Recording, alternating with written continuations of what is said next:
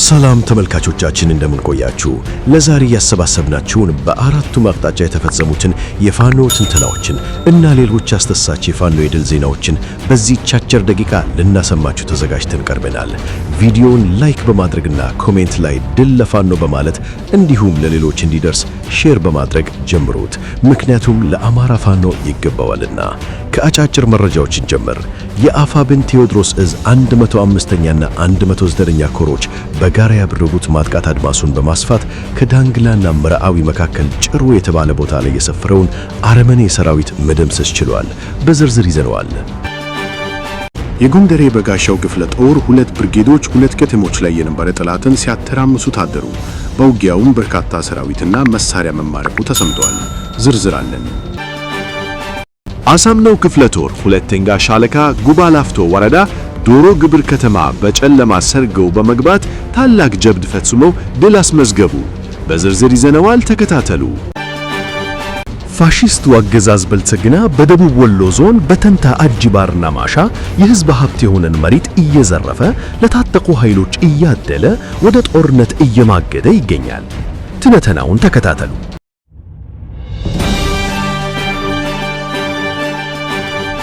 አፋብን ቴዎድሮስ እዝ 90 ክላሽና 3 ብሬን የማረከበት ውጊያ ተደረገ።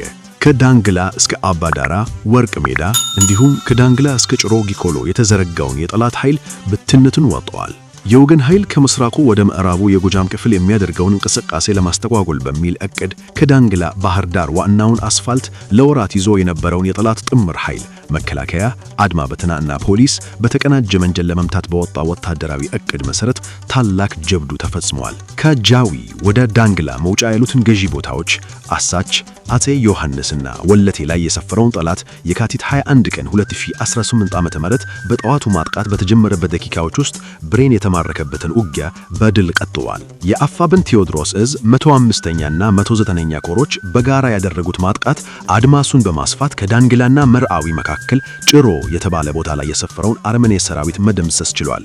የወገን ኃይል ላይ ከፍተኛ መነቃቃትና ወኔን በፈጠረው በዛሬው የውጊያ ውሎ 1 የነፍስ ወከፍ መሳሪያዎች 2 ብሬን መትረየስ 1 የዲሽቃ አፈሙዝ ከነተተኳሹ 10 ሺህ በላይ የክላሽና የብሬን ጥይት 5 በርካታ የእጅ ቦምቦች 20 ምርኮኛ ሰራዊትና ሌሎች ወታደራዊ ቁሳቁሶችን የወገን ኃይል ማርኮ መታጠቅ ችሏል። እንዲሁም 20 የመከላከያ አባላት ሲማረኩ ከ100 በላይ የጠላት ሰራዊት እስከ ወዲያኛው ተሸኝቷል።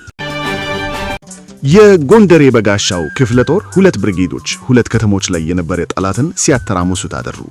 የአማራ ፋኖ ብሔራዊ ንቅናቄ አፋብን ሰሜን አማራ ቀጠና በላይ ዘለቀ እዝ ዳግማዊ ቴዎድሮስ 5ኛ ኮር አካል የሆነው የግዙፉ ጎንደሬ በጋሻው ክፍለ ጦር አሃድ የሆኑት አጥናፋ ብርጌድ በወርቅ ደሞ ከተማ፣ ይታየው ብርጌድ ደግሞ በገደቤ ከተማ ሰፍሮ የነበረውን ያገዛዙን ቅልብ ኃይል ጥይት በማጠጣት እንደ ሰካራም ከወዲያ ወዲህ ሲያሯሩጡ ታደረዋል።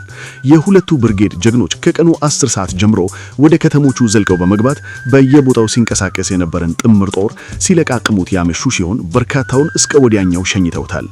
የጎንደሬ በጋሻው ክፍለ ጦር አንበሶች ዛሬም እንደተለመደው የብርሃኑን ጁላ ጦር ምሽቱን እንደ እሳት ራት ሲለበልቡት ሲያደሩ በአውደ ውጊያ ላይ የተገኙ ድሎች 15 እስከ ወዲያኛው የተሸኘ 12 በላይ የቆሰለ 3 መከላከያና 1 አጥቦ አይለብሲ እስከ ነፍሱ የተማረከ በይታየው ብርጌድ አባላት 4 ክላሽ 1 አብራራው መሳሪያ 60 የክላሽ ተተኳሽ እና 5 ቦምብ ተማርቋል።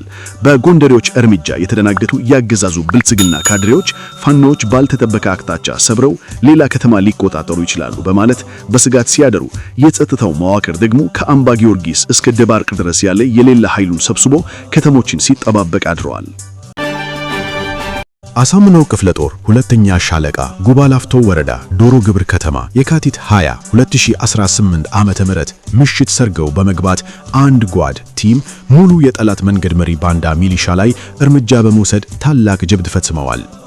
አፋብኛ ወጀውን የምህረት አዋጅ መጠቀም ሲገባቸው ሆዳቸውን መርጠው የአማራ ህዝብ ላይ ዘር ማጥፋት እየፈጸመ ያለውን የኦህዴድ ብልጽግና ሰራዊት መንገድ በመምራት ላይ የተሰማሩ እስከ 8 የሚደርሱ አንድ ጓድ ሚሊሻዎች ላይ የማያዳግም እርምጃ በመውሰድ ታላቅ ድል አስመዝግበዋል።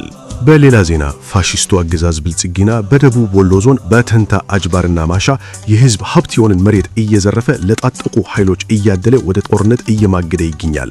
ከፋሺስቱ ብልጽግና አገዛዝ የመሬት ወረራና ዘረፋ ጋር ተያይዞ የሚኒልክ እዝን መመሪያ ተላልፋችሁ ከአገዛዙ ካድሬዎችና ታጣቂዎች መሬት የምትገዙ የአካባቢው ማህበረሰብ ከድርጊታችሁ እንድትቆጠቡ እናሳስባለን።